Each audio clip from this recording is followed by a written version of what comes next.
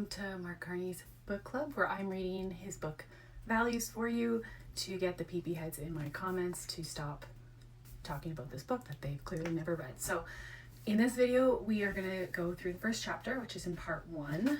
And part 1 is The Rise of the Market Society. And chapter 1 is called Perspectives of Value, Objective Value. Carney speaks fondly of when, during COVID, we put the appropriate amount of value on the work done by those in our society making the least amount of money and calling them valuable, and which he obviously agrees with.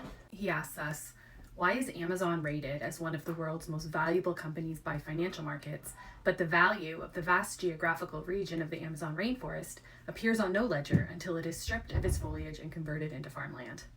Who can calculate the value of species being lost forever in the 6th mass extinction?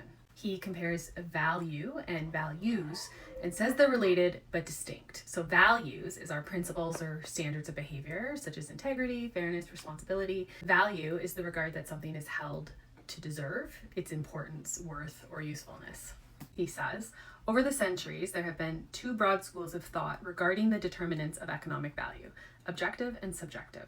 Objective theory of value contend that a product's value is derived from how the product is produced and the nature of production, whereas the subjective theory of value, which will be covered in the next chapter, puts greater weight on the price of the products in the market. It says that price reveals its underlying value. So the subjective value approach is dominant, and it has the consequence of implying that something without a price has no value. He describes the objective theories of value that were created by Aristotle, Albertus Magnus, St. Thomas Aquinas, and St. Antonio, all from very, very long time ago.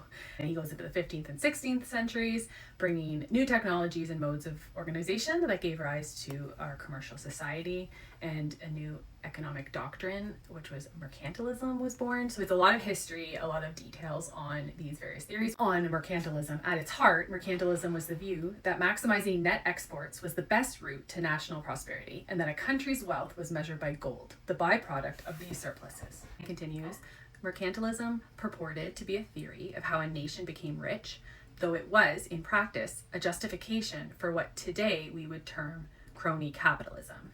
He then moves on to the 18th and 19th centuries, and after the mercantilists were the physiocrats, who were very wary of government intervention, which is a very radical position at the time because they were living under an absolute monarchy. In contrast to the mercantilist focus on a positive trade balance and the accumulation of gold, the physiocrats believed that the wealth of nations derived solely from agriculture, and that the production of manufactured goods was equivalent to the consumption of the agricultural surplus.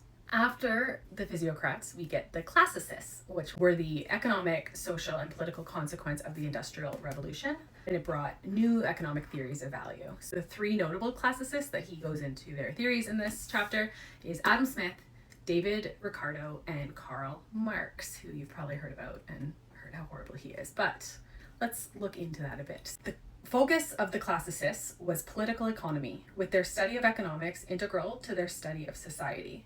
They worked during an unprecedented period of growth, urbanization, industrialization, and globalization. Their approach centered on the development of markets and placed the growth and distribution of value squarely in the context of the enormous social and technological changes then underway. Although their views differed in many respects, the classical economists shared 3 basic ideas. First, the value of goods and services is determined by the value of inputs that produce them, principally labor. Second, economies are fundamentally dynamic, and the relations between workers, landlords, and industrialists change with new technologies and methods of production. This process promotes value creation and changes its distribution. Third, the process of exchange is central to both the distribution and creation of value. For example, Ricardo focused on the gains from the exchange of goods in foreign trade, and Marx on the exchange value of work and the distribution of income. I did want to read this quote about Marx. So Marx foresaw several reasons why capitalism, unlike the previous systems of feudalism and mercantilism, would be in a constant state of flux and fundamentally unstable. One central contradiction was that the reinvestment of profits would increase mechanization, which would displace labor and reduce the only source of profits, labor power. I get he's a banker, and some people are going to say that that means that he is just all about capitalism. Well, he's describing what Marx thinks. He hasn't said for sure that this is how he thinks, but he is diving into each of these theories pretty deeply and looking at the pros and cons kind of each. The chapter is very historical. All of the philosophers in here are describing the objective theory of value, where it's the labor that's valuable, and how much labor go into something is what ultimately sets its value. Next chapter is going to be talking about subjective value. Go along and let me know what you think of this chapter.